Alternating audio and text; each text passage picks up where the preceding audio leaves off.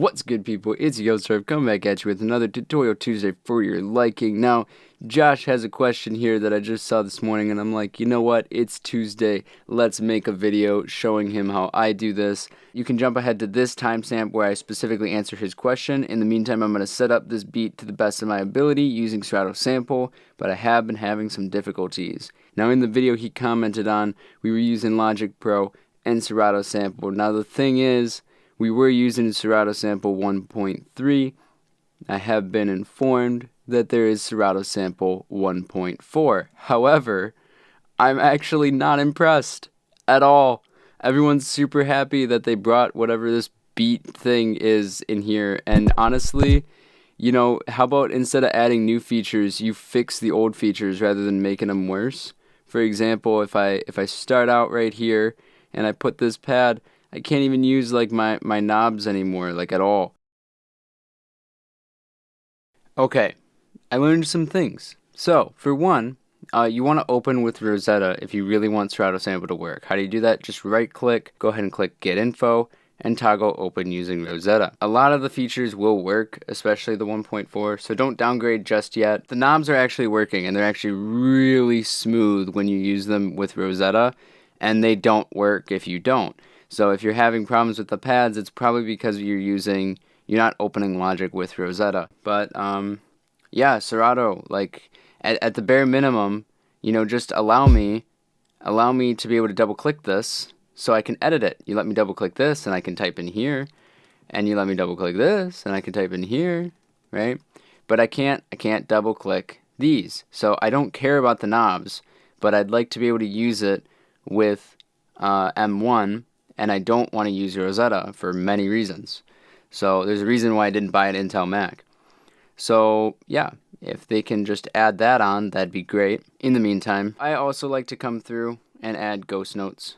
So I'll just put like a little one right here, and I'll just turn the level down like a lot so that you can't hear it at all.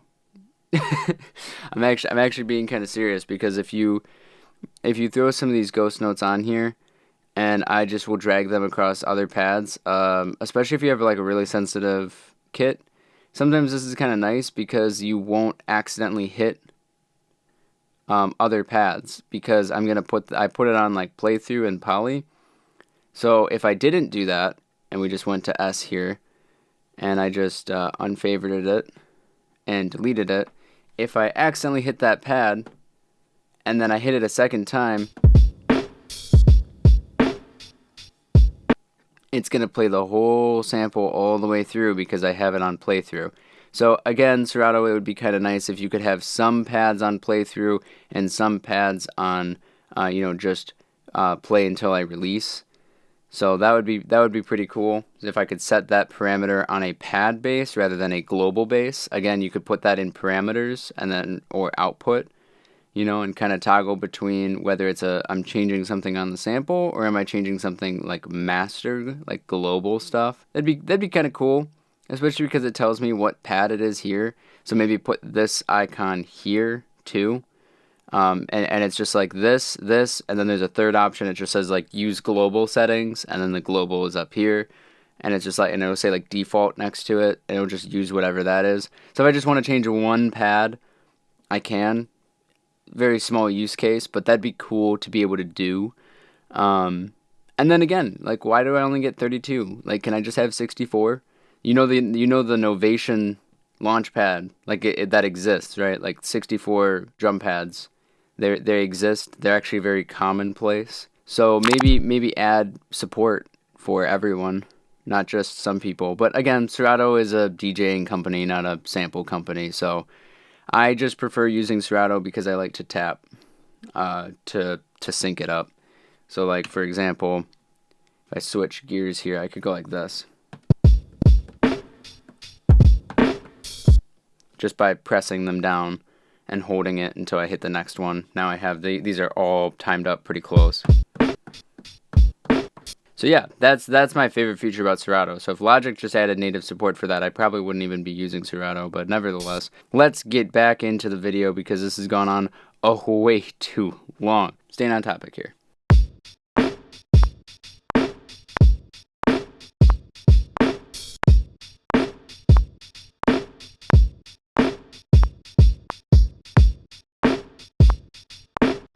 go ahead and fix a couple quantization situations. Now, I didn't really use the other kick. Normally I shift the kicks that aren't on the hole to being a kick without a snare or without a hi-hat on it, but it just didn't sound right with the sample I'm using, so I'm just putting these back down. Maybe we could lower the velocity just a little bit, and just make sure we have velocity toggled in Serato, if I remember where it is. Here it is.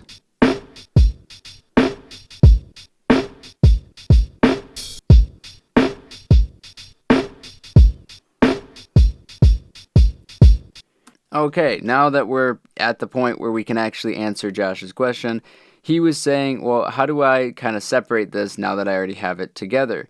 Well, there's a couple ways you can do this. My favorite way is just hitting Command-Shift-D, and you create a summing stack, and it'll tell you the details of that here. And what happens is, all you've really done, right, is if you click X, you could just go into your output for your instrument, which we'll name drums. And you could just go into your output and you could say, change it to a bus. Pick any number. I typically don't like picking the top like 7 numbers because a lot of the default stuff will use those buses. So don't use those. Pick something higher than 10. And it creates a new aux track. And it doesn't pop up in here. You could, if you wanted to, say create track. And now it pops up in here so you can see it. And what this is doing is it's saying that this is going to go to aux, and then from aux, it's going to go to stereo out. And you can see that flow literally right here. We have the input is Serato, it's going to output it to bus 11. This is the input is bus 11, and the output is stereo out. You got to remember, buses are just like a cable. Which cable is it? It's cable number 11. And what does it plug into? Well, it's outputting, it's in the output of the drums, and it's in the input of aux 1, which we could just call drums sub mix, right? And now you can mix your drums on here. Well, that's one way of doing it. A much faster way of doing that is to literally just hit Command-Shift-D, create a summing stack, and now it also looks cooler because it's like a folder on here, and it makes a little bit more sense. And then even when you come in here, you can kind of see all of the instruments that make up that folder. Now, the cool part with MIDI is you can actually just put the MIDI on the top, and it'll play into here.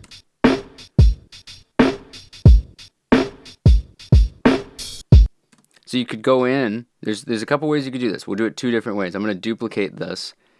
So we have, version 2, and we'll have version 1. So I'll show you version 1 first, and then we'll get into version 2. So version 1, you come in and you just duplicate your drums, and we'll say kick, snare, hats. We'll just do hats. You could do open hat and close hat, but we'll just do hats for the sake of the video. So we'll come into kick, and we'll only select the kicks. So which one did we use? We only used this one. The rest of them we didn't. So we'll select all, defavorite, favorite just the kicks, then select all, click delete. Now here's the kicker, pun intended. You're gonna want to add more samples onto the other stuff so that you don't have any errors like we talked about earlier. You just want to add something. So just add like a single click right there, drag it out ever so slightly, and just turn the level to -12. You could even like filter it out, turn the attack all the way up and the release all the way up, and that shouldn't make any sound at all. And that's what you want. Go ahead and alt drag that to all of these. And the reason why we're doing that is because if I just mute it real quick and we play it, you'll see that it's going to start tapping other things because it's trying to play that, right? So you just want to make sure that on everything that you tap, it has empty tracks. So you could just do it this way and just click play. It'll show you where you need to put it. I need to put them on T and G right here. So I'll just alt drag this W to T and G. But again, just to be safe, I like to put them on most of the ones that I will be using or might use in the future. This allows me to do stuff later on in the mix in case I had a sample where I have a lot more. Maybe it's not drums, it could be something else. So now if I just solo this and I play it, it should just be the kick. So let me fast forward the video and do that with the rest of the samples here.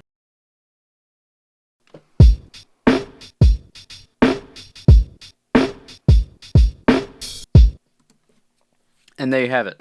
That's one way of doing it. Honestly, I've never even done it that way. I just thought about it while I was making this video.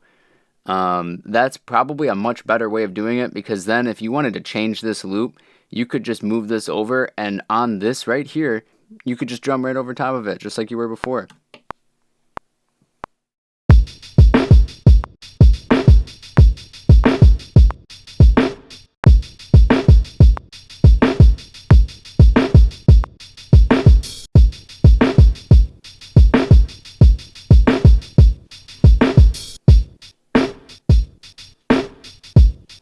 Now, version 2. How do you do version 2?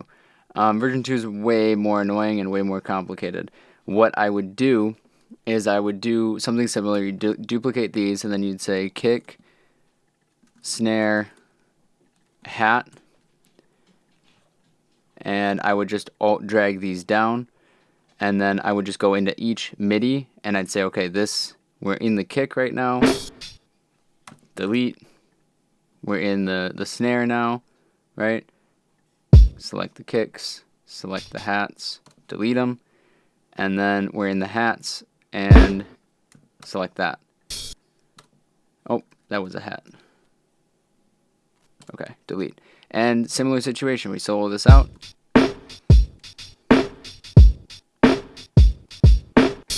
Done. The problem with this is now, if I wanted to record over top of it like I did in the other situation, and I click right here to record, it's going to play 3 versions of everything.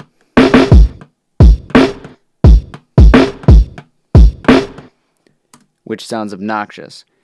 If you wanted to record, just pick any one of them really and just record on it. You could even just duplicate it again and say record only, because what would happen is, let's say for example you go to mix, and for your kick, for whatever reason, you want to remove all the high end from your kick, or personally one of the things I like to do with my kick is pull down right about here. I'm not trying to mix this. I'm literally just trying to make these significantly different from each other.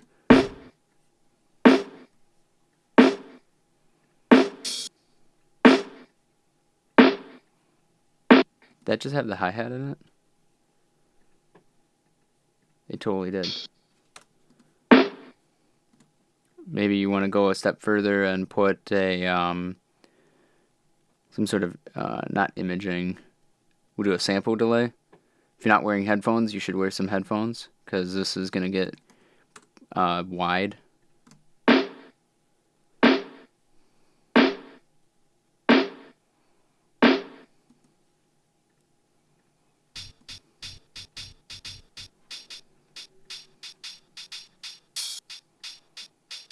Oh yeah, by the way, if you just drag that up, I can't believe I've been mixing this long. I didn't know you could do that. It's literally just a zoom.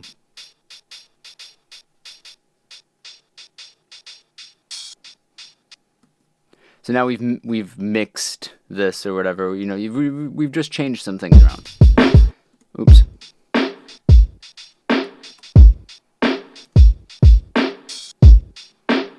So again, now if I went to go record something new over top of this, and I wanted to record, I need a track to record on, because if I record on version 2, it's going to put it on all 4.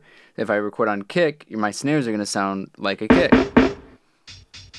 And my hi-hats might be dulled out. Or if I record on hi-hat, I'm not going to hear my kick, because we have a filter. So you could have a track called record only that you typically would just mute, unless you're going to record, and then you just record on that one and separate it up. So those are 2 different ways that you can do that, and then this becomes your submix on top of it. So if you were, for example, we are clipping a little bit, so if you wanted to just be really basic about it, throw a multi-suppressor on there.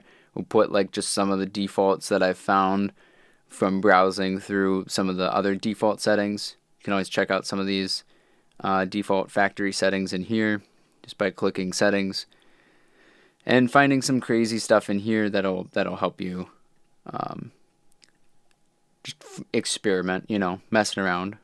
And then let's say, for example, We'll just pick a sample because I want to keep this kind of short, even though it's probably really long already. Put a bass on, tempo, something close.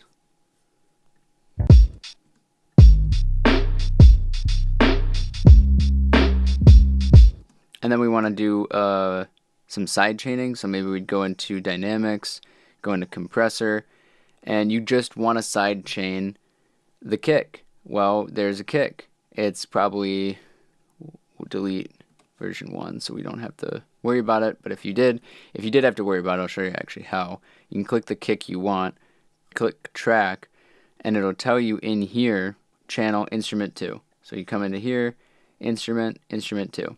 I have a default sidechain, and boom, now we've just sidechained the sub. And then if you wanted, again, you could take it a step further, put a second compressor and sidechain the snares. And why would you want to do it that way? Because now I have two compressors. This left one is for the kick, and the right one is for the snares. So maybe I would want them to be sidechained at a different amount.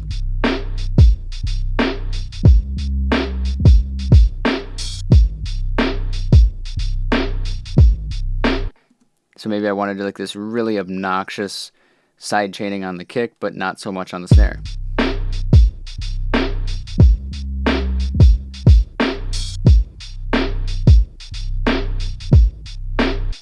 And now you have it, but it's not obnoxious. Well, I mean, it's not the same for both. But then you can come in, you can mix stuff up.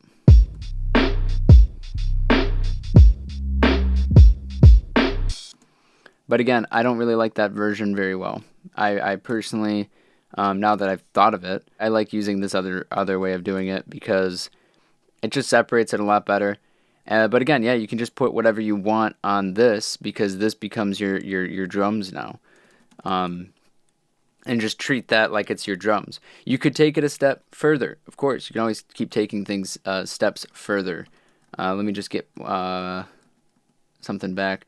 If we take all of these, actually, this is kind of cool. You can Alt-J, no, Command-J, yeah, and we just merged them. I wish you could do it the other way around, and there was, I don't know if there is. I'll look it up, and if there is, I'll put like a card up in the corner here. I'll put a link in the description with a bunch of asterisks showing you that there's a way to reverse that process and split them, because there's a way to merge them, but how do you split them so that you could do it this way if you liked version 2? I don't, so I don't now. I've never thought of that about this before I made this video, so thanks to Josh for helping me discover a new way of doing this. But again, yeah, so you could just come in, and then we just have to change our side chaining input. So now that we have this, you can just create some sort of submix on this and do whatever you want with it. Or you could take it a step further. Now that you've mixed your drums, you can hit Control B, make sure bypass isn't on, obviously. I typically won't normalize. I'll just put overload protection on, and then you can bounce that in place. We're going to Control M to mute it. Again, you want to Control M Control M to mute it. I hit Option M and I just turned the track off.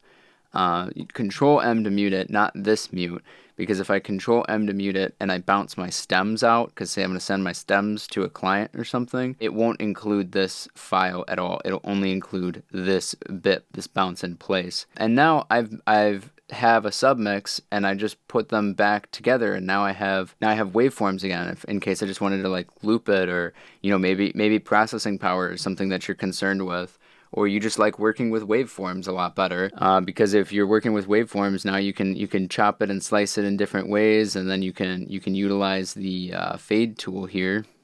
Nope, that's the zoom tool. You can utilize the fade tool if you wanted, and maybe you like to do like some speed ups and stuff like that. I don't know. To each their own. If you wanted to add some like record scratches in there and you wanted it to affect everything, you would need to bounce in place in order to do that, because you can't really do that to the MIDI tracks. But if we undo all of everything I just did here from this point, one of the things I was going to mention was, they all say instrument 1. You can actually just hit, I think it's Alt-Shift-N. Yep, Alt-Shift-N. And it'll just name the clips, the regions, whatever the track's named. It's a nice little trick for you. So now they're all named kick, snare, hat, because that's what they are. If I put them on a different track, it's just going to play the hats. And it doesn't matter which one I put it on.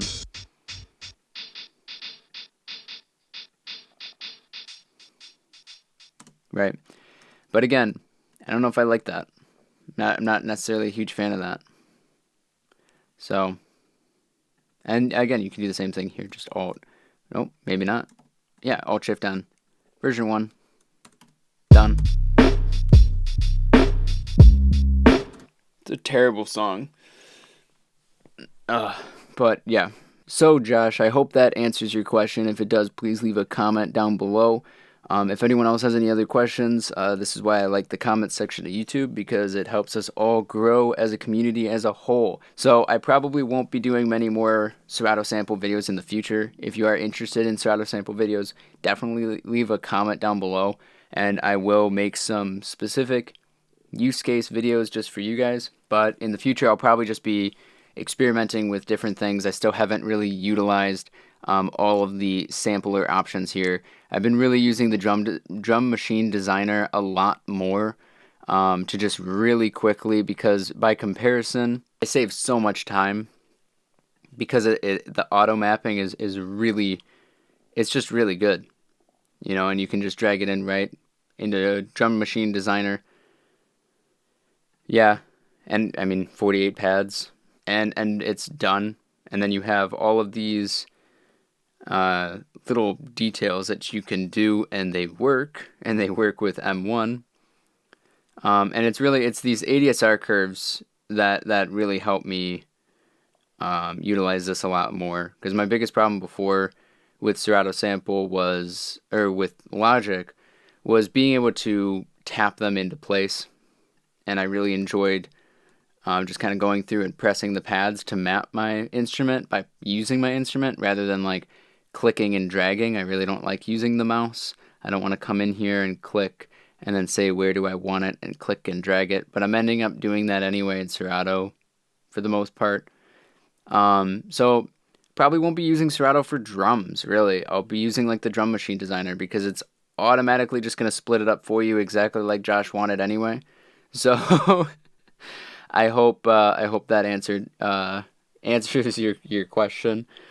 That you might just not want to use Serato to begin with if you're using Logic. If you're using another DAW, let me know which DAW it is, and maybe I'll try to find a solution to your problem by using other DAWs. I do have Ableton. I think I still have a Pro Tools subscription. I'm not even sure. Yeah, again, hope that answers some of your questions. I'll probably only be using Serato though for like sample chopping, because that's really fun still. And I think that Serato does a really good job at allowing me to chop up a sample really fast and really easy. But it doesn't look like it's all in one. I was really hoping that Serato was this all in one use case, but it's not. Anyway, thanks for watching. I appreciate it. Don't forget to like and comment and subscribe. I really appreciate all of you guys for watching my videos and supporting the channel and checking out the sample packs in the description and all that stuff. And don't forget to check out my playlist of some of the music that even you guys have submitted to me, which I appreciate. So don't forget to check out the videos over here and subscribe right there if you haven't already. Thanks for watching, guys. Peace.